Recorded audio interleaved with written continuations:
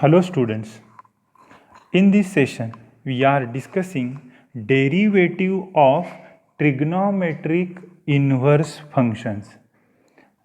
या सेशनमध्ये आपण बघूया की ट्रिग्नॉमेट्रिक इन्व्हर्स फंक्शन जे असतात तर त्या संदर्भातले टाइप्स बघूया, त्यांचे डेरिव्हेटिव्ह कसे काढायचे. Okay, so for the first C one three question और one sum using derivative prove that. Derivative वापरून प्रूव्ह करायचं आहे. Using derivative prove that sine inverse of x plus cos inverse of x is equal to pi by 2. Inverse function बघितलेत आपण, sine inverse x, trigonometric inverse function, sine inverse x, cos inverse x, tan inverse x, cot inverse x, sec inverse x, cosec inverse x.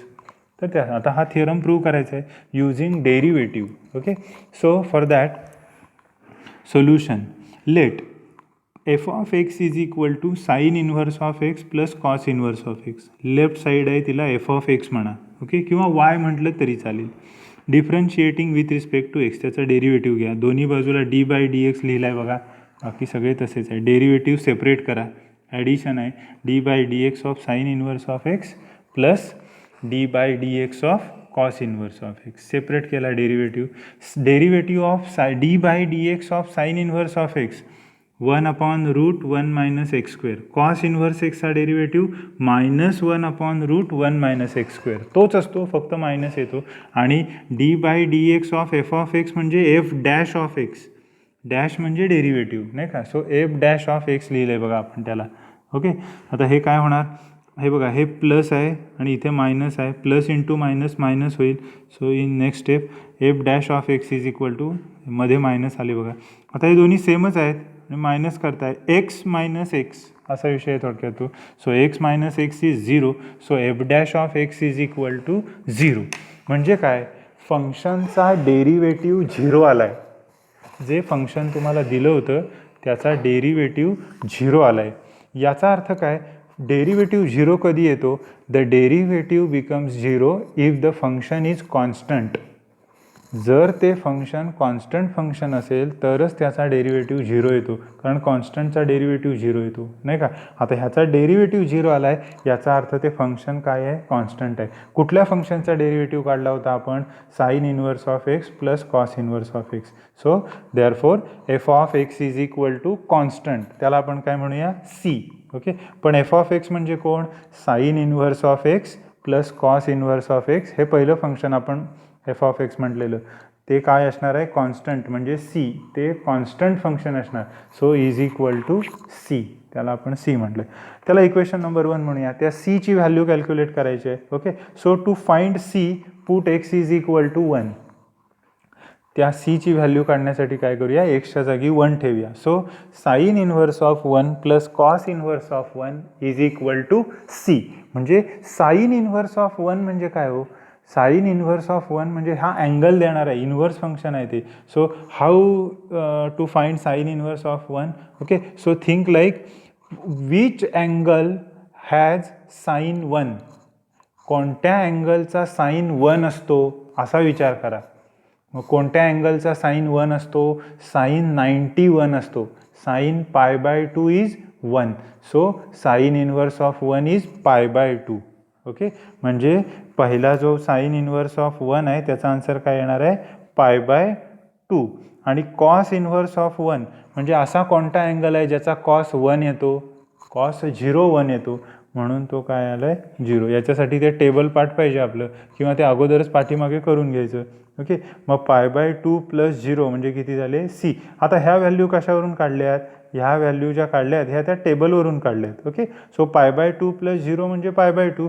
So C is equal to pi by 2, म्हणजे सीची value pi by 2 मिळाली. So equation 1 becomes sine inverse of x plus cos inverse of x is equal to pi by 2. Okay, अशा पद्धतीनं त्याचा answer किती येणार, पाय by 2. किती सिम्पल आहे बघा, असे थिअरम पेपरला येतात. Okay, so sine inverse of x plus cos inverse of x किती आलं, पाय बाय 2. ओके, काही शंका नाही. आपण दुसरा एक थिअरम बघूया. तेच आहे, using derivative prove that sec inverse of x plus cosec inverse of x is equal to pi by 2. जसं मागचा थिअरम केला प्रॉब्लेम केला तसाच करायचा. Solution let f of x is equal to, ते पहिलं फंक्शन अज्युम करा, differentiating with respect to x, दोन्ही बाजूचा डेरिव्हेटिव्ह घ्या, डी बाय डी एक्स दोन्ही बाजूला लिहा, ॲडिशन आहे, डेरिव्हेटिव्ह सेपरेट करा आणि d by d x of f of x म्हणजे f dash of x, dash म्हणजे derivative.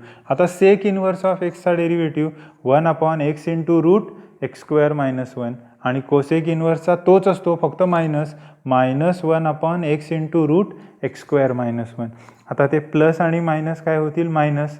So f dash of x is equal to, मध्ये मायनस आला बघा, पण दोन्ही सेमच आहेत, पहिली आणि दुसरी टर्म सेमच आहे. सो ते मायनस केल्यावर त्याचा आन्सर 0 येणार. So f dash of x is equal to 0. Derivative f dash म्हणजे डेरिव्हेटिव्ह, एफ ऑफ एक्सचा डेरिव्हेटिव्ह 0 आला, याचा अर्थ एफ ऑफ एक्स हे फंक्शन काय आहे, कॉन्स्टंट फंक्शन आहे, म्हणून त्याचा डेरिव्हेटिव्ह 0 आला आहे. मग f of x is equal to काय असणार, कॉन्स्टंट सी. मग एफ ऑफ एक्स म्हणजे कोण, sine inverse sec inverse of x plus cosec inverse of x, त्याचा आन्सर किती येणार, सी. आता ते सीची व्हॅल्यू कॅल्क्युलेट करायला पाहिजे. आधी त्याला 1 म्हटलं.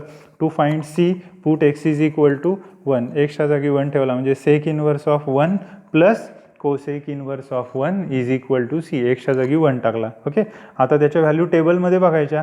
सेक इनवर्स ऑफ 1 तो 0 येतो, कोसेक इनवर्स ऑफ 1 π/2 येतो. सो 0 प्लस π/2 म्हणजे π/2. सो सीची व्हॅल्यू किती झाली, π/2. आता ही सीची व्हॅल्यू इक्वेशन नंबर 1 मध्ये ठेवायची. म्हणजे काय होणार, equation 1 becomes sec inverse of x plus cosec inverse of x is equal to π/2. सीची व्हॅल्यू ना ती इथे टाकली, सीची व्हॅल्यू π/2. ओके, सो झालं प्रूव्ह. अशाच पद्धतीनं आणखीन एक टॅन आणि कॉटचा राहिला नाही का, तो घ्या आता. So exercise using derivative prove that tan inverse of x plus cot inverse of x is equal to π/2. Okay, हे तुम्ही प्रूव्ह करा.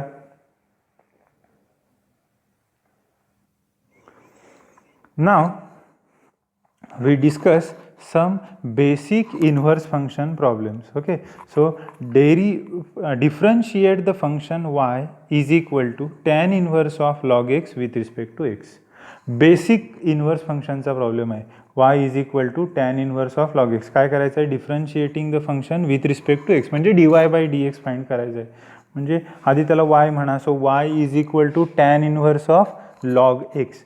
हे बेसिक फंक्शनने करायचं आहे. कोणतं बेसिक फंक्शन, लॉग एक्स ना, म्हणजे बेसिक फंक्शन काय झालं, टॅन इन्व्हर्स ऑफ एक्स, ह्याला एक्स म्हणा. So basic function tan inverse of x. Tan inverse एक्सचा डेरिव्हेटिव्ह 1/1 प्लस एक्स स्क्वेअर, म्हणजे इथं काय होणार, इथं एक्स म्हणजे कोण आहे, लॉग एक्स, म्हणजे 1/1 प्लस लॉग एक्सचा square.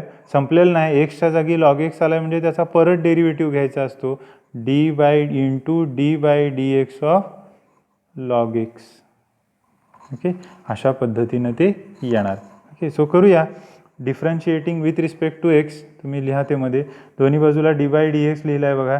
So dy/dx of y म्हणजे dy/dx. Tan inverse of log x 1/1 plus x square म्हणजे 1/1 प्लस लॉग एक्सचा स्क्वेअर इंटू dy/dx ऑफ एक्सच्या जागी कोण आला आहे, लॉग एक्स, त्याचा परत डेरिव्हेटिव्ह घ्यायला पाहिजे.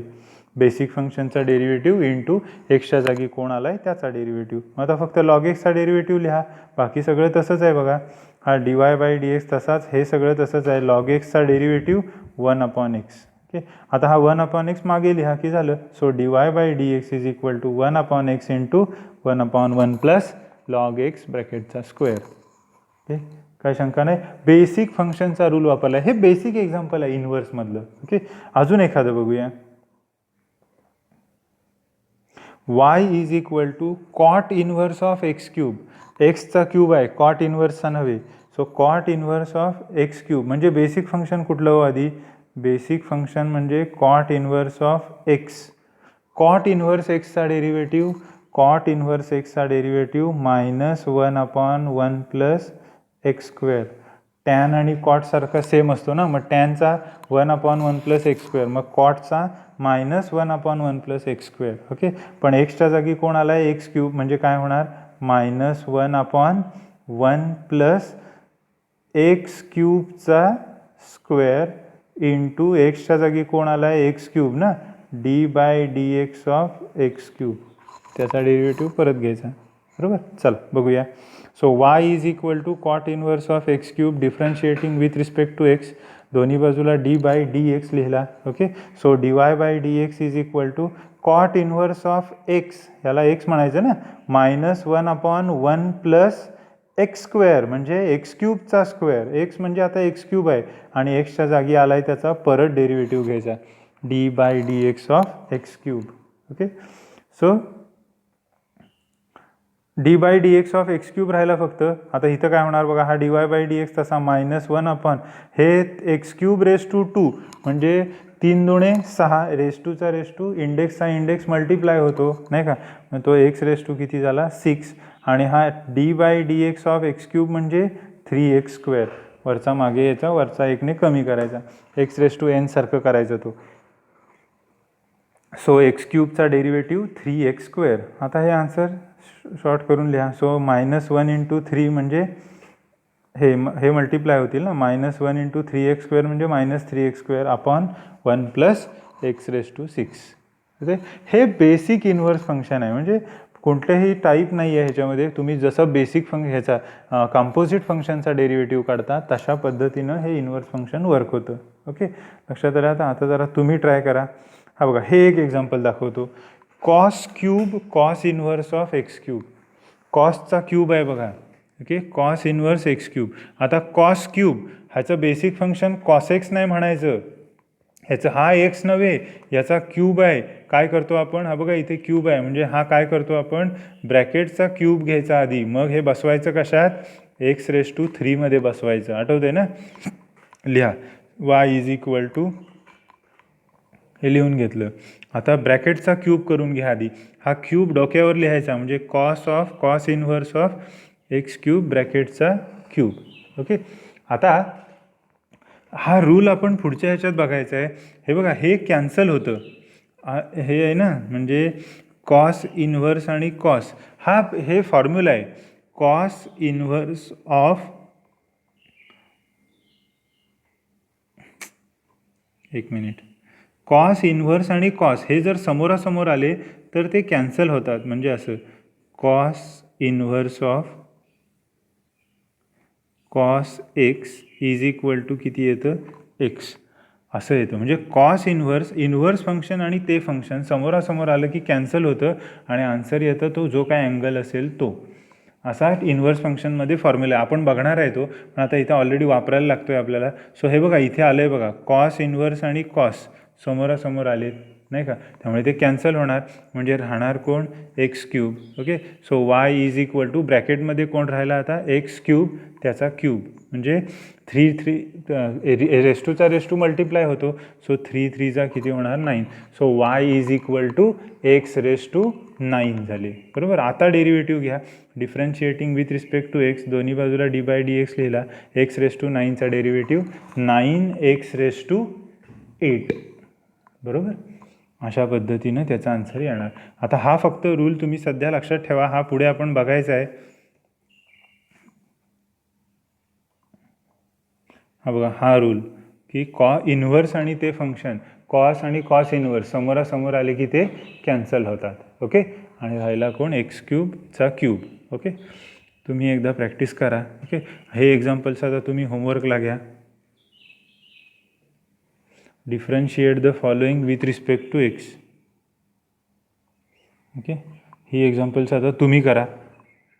हे बघा, आता जे आपण कॉस इन्व्हर्सचं केलं की नाही ते इथे बघा साईन इन्व्हर्समध्ये आलेलं आहे. तुम्ही ट्राय करा ते. आता रेस टू 4 होईल, ते ब्रॅकेटच्या बाहेर जाईल. ओके. हे तुम्ही ट्राय करा.